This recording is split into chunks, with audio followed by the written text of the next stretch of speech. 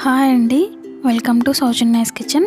Today special micro ఓవెన్లో bread పిజ్జాని ఎలా తయారు చేసుకోవాలో చూద్దామండి. ముందుగా మీరు ఫస్ట్ టైం నా ఛానల్ని చూస్తున్నట్లయితే ప్లీజ్ సబ్స్క్రైబ్ చేసుకోండి. అలాగే వీడియో నచ్చితే లైక్ చేయండి, షేర్ చేయండి, కామెంట్ పెట్టండి. ముందుగా మనం బ్రెడ్ పైన అప్లై చేసుకోవటం కోసం పిజ్జా సాస్ని ఇన్స్టెంట్గా తయారు చేసుకోబోతున్నామండి. ఇప్పుడు ఒక బౌల్ తీసుకొని అందులో పావు కప్పు టమోటా సాస్ వేసుకోవాలి. తర్వాత ఇందులో 1 tea spoon red chilli sauce వేసుకోవాలి.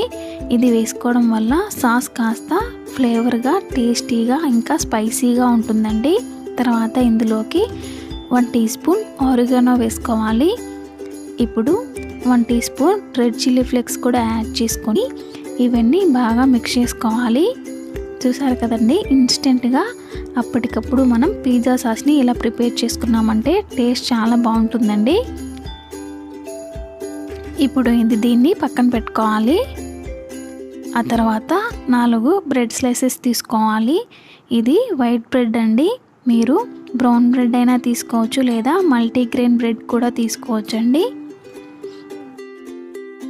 ఇప్పుడు బ్రెడ్ పైన వేసుకోవడం కోసం క్యాప్సికము, ఉల్లిపాయలు, స్వీట్ కార్న్, టమోటా తీసుకొని మొజరెల్లా చీజ్ని ఈ విధంగా సన్నగా తురుముకొని పెట్టుకోవాలండి. ఇప్పుడు ఓవెన్లోకి ఇలా హైట్ గ్రిల్ స్టాండ్ తీసుకోవాలి. ఈ స్టాండ్ పైన బ్రెడ్స్ అన్నిటినీ పెట్టుకొని పైన ముందుగా ప్రిపేర్ చేసి పెట్టుకున్న ఇన్స్టెంట్ పిజ్జా సాస్ని అప్లై చేయాలి. ఆ తర్వాత ముందుగా కట్ చేసుకొని పెట్టుకున్న వెజిటేబుల్స్ అన్నిటినీ ఈ విధంగా బ్రెడ్ పైన పెట్టుకోవాలి. ఇలా అన్నిటినీ పెట్టుకున్న తర్వాత పైన మొజరెల్లా చీజ్ని వేసుకోవాలి.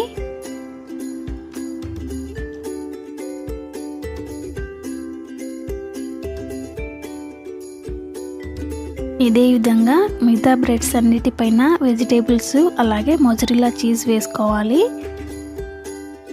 తర్వాత ఓవెన్ ఆన్ చేసుకొని 160 డిగ్రీస్ పైన 5 నిమిషాలు ఫ్రీ హీట్ చేసుకున్న తర్వాత ఈ ట్రేని ఓవెన్లో పెట్టేసుకొని ఇప్పుడు కన్వెక్షన్ మోడ్ని ప్రెస్ చేసామంటే డిగ్రీస్ వస్తాయండి. 160 డిగ్రీస్ సెలెక్ట్ చేసుకొని 7 నిమిషాలు టైంని పెట్టి స్టార్ట్ చేసుకోవాలి.